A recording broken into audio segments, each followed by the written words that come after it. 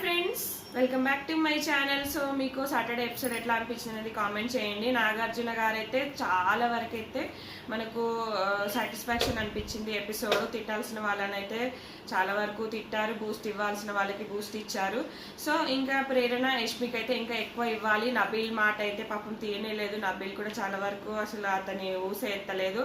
Only లేడీస్ని లేబట్టే వాళ్ళకే మీరు చాలా బాగా ఆడారని చెప్పేసి క్లాప్స్ ఇప్పించారు.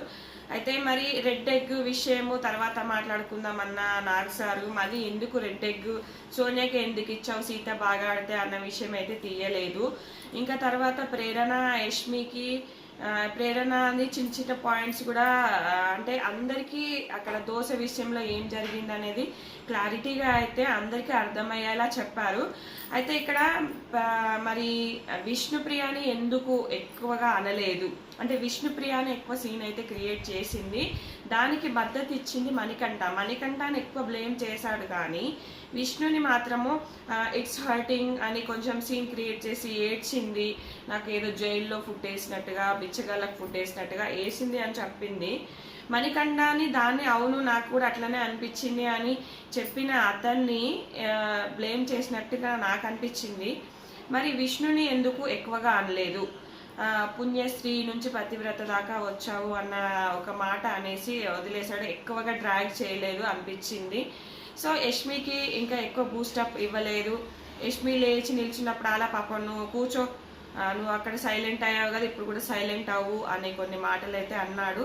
అయితే బోల్డ్గా ఉన్న యష్మి మరి ఎందుకు నాగమణికంఠని అక్కడ నాకు అనిపించింది ఏంటి అంటే హగ్గు విషయంలో యష్మి అక్కడ పృథ్వీకి అన్కంఫర్టబుల్ ఫీల్ అవుతున్నా అన్నది హగ్గు అని కరెక్ట్గా చెప్పలేదు ఆమె. ఎందుకు చెప్పిందంటే ఇట్లా గొడవ కాగానే వెంటనే నామినేషన్స్ కాగానే వెంటనే వచ్చి మాట్లాడించడము, ఒక ఫ్రెండ్ లాగా క్రియేట్ చేసి అనడం అది హాటింగ్ అనిపించిందేమో. మేబీ అన్కంఫర్టబుల్ అంటే హగ్గే అనుకోవాలా లేకపోతే వెంటనే వచ్చి మాట్లాడిచ్చాడా అనేది అయితే నాకైతే క్లారిటీ అనిపించలేదు. మేబీ కొంచెం హగ్గు విషయంలో కూడా చెప్పుండొచ్చు.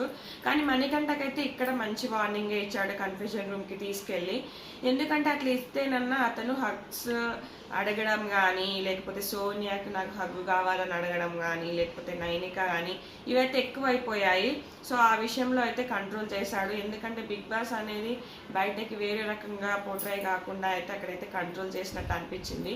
ఇంకా అందరిలో చూపిస్తే ఇంకా ఎక్కువ ఫీల్ అవుతాడు అని చెప్పేసి మణికంఠకి కన్ఫ్యూజన్ రూమ్లో అయితే చెప్పించాడు. అయితే ప్రేరణ విషయంలో మణికంఠ ఎందుకు దోశ విషయంలో విష్ణుప్రియకు మద్దతుగా అంత రియాక్ట్ అయ్యాడు ఎందుకో తెలుసా?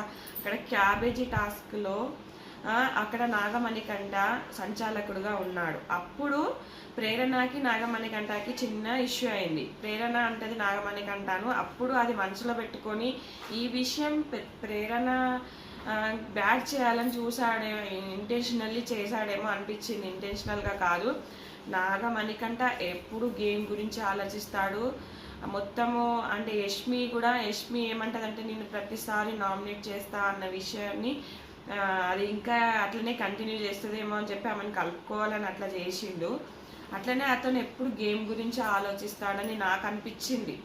ఎందుకు అంటే ఇంకా ప్రేరణ అక్కడ పాయింట్అవుట్ చేసి మాట్లాడింది కాబట్టి అది ఆమెను బ్యాట్ చేయాలని కూడా చూశాడు. కానీ అక్కడ అసలు ఆమె పాపం నార్మల్గానే వేసింది ఆ దోశ, దాన్ని పెద్ద సీన్ క్రియేట్ చేసినట్టు అనిపించింది. ఇంకా ప్రేరణ నేను క్యారెక్టర్ లెస్ అన్ని రాక్షసిని అన్నానని అనగానే నాగార్జున ప్రతీది చూపించాడు.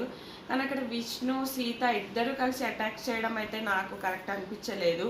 కానీ నాగార్జున సార్ గారికి మాత్రం అది ఎందుకు అక్కడ నువ్వు రాక్షసి అన్నావు, క్యారెక్టర్ లెస్ అన్నావు అని ప్రేరణనే పాయింట్అవుట్ చేసినట్టు అనిపించింది. ఇంకా సోనియాని మరి రెడ్ ఎగ్ విషయంలో ఎందుకు అడగలేదు, తర్వాత మాట్లాడుకుందామని పక్కన పెట్టేశాడు. ఎపిసోడ్ క్లోజ్ అయిపోయింది.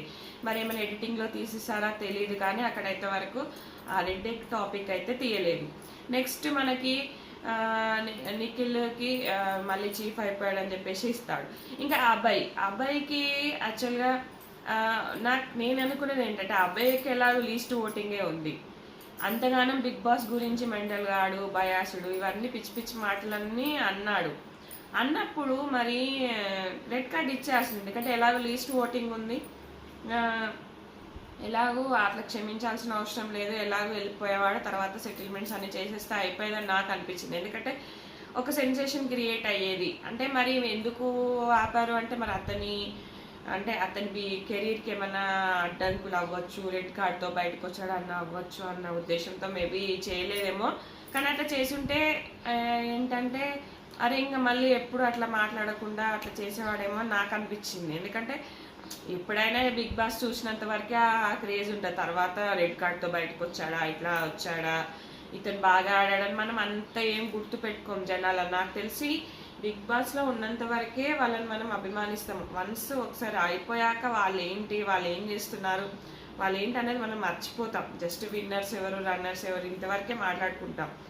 తర్వాత అయితే మనం మాట్లాడుకోము నాకు అనిపించింది మేబీ. ఎందుకంటే ఇక అతని కెరీర్ ఏమైనా స్పాయిల్ అవుతుందని చెప్పేసి అట్లా చేయలేదేమో అనిపించింది. ఇంకా మనకి మరి సోనియాని ఎందుకంత బెలూన్ టాస్క్లో లేపారు అంటే సోనియా సైలెంట్గా ఉంది అక్కడ. యష్మి అయినా అభయ్ అయినా వాళ్ళదే మాదే కరెక్ట్ అన్నట్టుగా అయితే వాదించారు. నువ్వు లోపలికి బెలూన్స్ తోయలేదు, నువ్వు నాకు వంటి మీద బెలూన్స్ ఉన్నా కూడా మమ్మల్ని విన్నర్ చేయలేదు అని ఒక డైనమాలో ఉన్నారు. అక్కడైతే సోనియాకి అయితే సైలెంట్గా ఉంది కాబట్టి ఆమెకైతే ఇచ్చారు. కానీ సోనియా అంతా కరెక్ట్ పర్సన్ అయితే నాకు అనిపించదు. కొన్ని విషయాల్లో సైలెంట్గా ఉంటుంది, కానీ కొన్ని విషయాల్లో మాత్రం నిఖిల్ విషయంలో కానీ ఇష్టం వచ్చినట్టుగా అనడం అయితే నాకు నచ్చలేదు. అయితే మణికంఠనైతే బాగా అంటే అదే టాపిక్ మాట్లాడి కొంచెం తనని ఇట్లా అంటే మణికంఠ మీ కొంచెం బిహేవియర్ బాగాలేదన్నా ఏమో, లేకపోతే బిగ్ బాస్ పారిప్లానా తెలియదు. కానీ సో మండే నామినేషన్స్ మాత్రము మన మణికంఠని బాగానే చేస్తారనిపించింది. ఎందుకంటే అందరి దృష్టిలో అంటే కావాలని ఎక్కువ చేశాడు ఆ గొడవ దోశ విషయంలో అన్నట్టుగా అందరికీ క్రియేట్ అయిపోయింది. సో ప్రేరణ ఇంకా అందరూ వేసేయచ్చు. ఆల్మోస్ట్ చాలా మెంబర్స్ నామినేట్ చేయొచ్చు. ఎందుకంటే మణికంఠ అందరికీ విలన్లాగా కనిపిస్తున్నాడు ప్రతి విషయంలో. అతని వెనకాలైతే చాలామంది మాట్లాడుకుంటున్నారు. ఇంకా యష్మి ఎట్లాగో వేస్తుంది, ప్రేరణ ఎట్లాగో వేస్తుంది. ఇంకా అందరూ గొడవ కొంచెం పెద్దది చేసావు, ఆ రోజు వీడియో చూపించాడు కదా అన్న ఒక నెపంతోనే ఇంకా మణికంఠని అయితే ఫుల్గా నామినేట్ చేయొచ్చు అని నాకు అనిపిస్తుంది. ఇంకా చూడాలి మండే నామినేషన్స్ ఇంకా ఎట్లా ఉంటాయి. సాటర్డే సండే ఎపిసోడ్ మాత్రం చాలా ప్రభావం చూపిస్తుంది. ఇంకా ఎగ్ టాస్క్లో అయితే అందరిని అయితే పొగిడేశాడు. బట్ మరి సీతకి ఎందుకు ఇవ్వలేదన్న టాపిక్ ఎందుకు మర్చిపోయాడు అనేది కొంచెము. అట్లనే పృథ్వీకి కూడా నీకు కూడా రెడ్ కార్డ్ ఇవ్వాలని కొంచెం సింపుల్గా వార్నింగ్ ఇచ్చినట్టు అనిపించింది. ఎక్కువగా అయితే వార్నింగ్ ఇవ్వలేదు, ఏదో కొంచెం మీద అని వదిలేశాడు. సో అబ్బాయికి మాత్రం చాలా పడింది. ఇంకా అబ్బాయికి జోకులు వేస్తున్నప్పుడు యష్మి మీ ప్రేరణ మేము కూడా ఇన్వాల్వ్ అయ్యాం కదా అన్న ఉద్దేశంతో పాపం వాళ్ళు కూడా ఫీల్ అయ్యారు. సో ప్రేరణ ఫేస్ చూడాలి అసలు.